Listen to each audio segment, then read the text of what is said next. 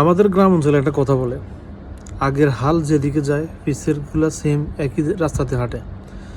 এখন বাংলাদেশের স্বনামধন্য যেসব কাফল ব্লগাররা আছে তাদের মাথায় কিছুদিন পরে আর কন্টেন্ট থাকে না। এরপরে তারা কি শুরু করে, বোরে নিয়ে ডিভোর্সের নাটক শুরু করে। এখন কথা হচ্ছে, ওস্তাদে যেটা শিখাইবে ছাত্র কিন্তু সেটাই করবে। বাংলাদেশের কাফল ব্লগারের পুরানো ওস্তাদ যারা আছে তারা কিছুদিন পরে বউকে নিয়ে ডিভোর্সের নাটক করে। এগুলা তো স্টুডেন্ট যারা আছে, ছাত্র যারা আছে তারা শিখে, এবং শিখার পরে তারা তাদের ব্যক্তিগত জীবনে সেগুলা আবার প্রকাশ করে।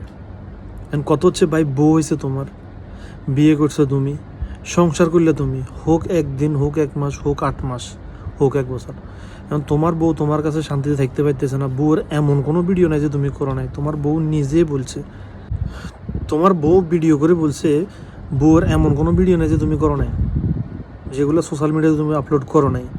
এখন বউ চলে গেছে, তোমরা ডিভোর্স আজকে দিতেছো, কালকে দিতেছো, তুমি বউকে ডিভোর্স দিতেছো, বউ তোমাকে ডিভোর্স দিতেছে। ম্যাটার কিন্তু সেটা না, এটা হচ্ছে তোমাদের পার্সোনাল বিষয়। হ্যাঁ, জিনিসটা হচ্ছে পার্সোনালি শেষ করে দাও।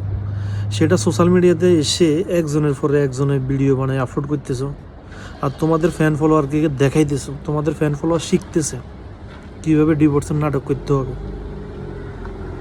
কীভাবে ডিভোর্সের নাটক করতে হবে। তোমরা তোমাদের যারা ফলোয়ার আছে তাদেরকে শিখাইতেছো। এখন ভাই, সোশ্যাল মিডিয়া আর পার্সোনাল লাইফ আলাদা। ঠিক আছে, তোমরা ব্লগার, তোমাদের এমন কোনো জিনিস নেই যে তোমরা প্রকাশ করো না ব্লগে ভিডিওর মাধ্যমে। তাই বলে বউয়ের সাথে ডিভোর্সের নাটক মানে তোমরা যা করতেছো। রোজা রমজানের মাস, শয়তান নাকি বন্দি থাকে। এখন তোমরা কোন লেভেলের শয়তান, মাঝে মাঝে এগুলো আমি চিন্তা করি, কিন্তু মাথাতে আসে না তোমরা কোন লেভেলের শয়তান। কবে যে তোমাদের এসব শয়তানের হাত থেকে মুক্তি পাবো সে চিন্তা করি মাঝে মাঝে। এখন কথা হচ্ছে, এগুলো বন্ধ করো ভাই। ব্যক্তিগত জিনিসগুলো ব্যক্তিগত রাখো, ব্যক্তিগত জিনিসগুলো পাবলিক করে তোমরা কি বুঝাইতে চাও? তোমরা একদম দুধে ধোয়া তুলসী পাতা। একজন আরেকজনের নামে যে কথাগুলো বলতেছো, হইতে পারে তোমরা এখন ডিভোর্স হয়ে যাবে, কিন্তু পরবর্তী ক্ষেত্রে ওই মেয়েটাও কিন্তু বিয়ে বসবে, তুমিও কিন্তু বিয়ে করবা। সোশ্যাল মিডিয়াতে তোমাদের ভিডিওগুলো কিন্তু থাকবে। তোমাদের সন্তানরা যখন বড় হবে, তারা যখন ভিডিওগুলো দেখবে, কেমন ফিল হবে তোমাদের তখন? আসলে আমি এই কথা কেন বলতেছি, কারণ তোমরা যারা এই ধরনের নাটকগুলো করো, তোমাদের তো লজ্জা শরম নাই। তোমাদের লজ্জা শরম নাই বললেই চলে। লজ্জা শরম যদি তোমাদের থাকতো, তোমাদের মাথায় যদি ন্যূনতম জ্ঞান থাকতো, তোমাদের ব্রেন যদি ব্রেনের জায়গায় থাকতো, তাহলে তোমরা এই ধরনের কাজ জীবনও করতে না। কারণ তোমাদের ব্রেন তো ব্রেনের জায়গায় নাই, ব্রেন তো হাঁটুতে চলে গেছে। আর এই হাঁটু থেকে ব্রেন কবে যে মাথায় আবার আসবে সেটাই চিন্তা করি।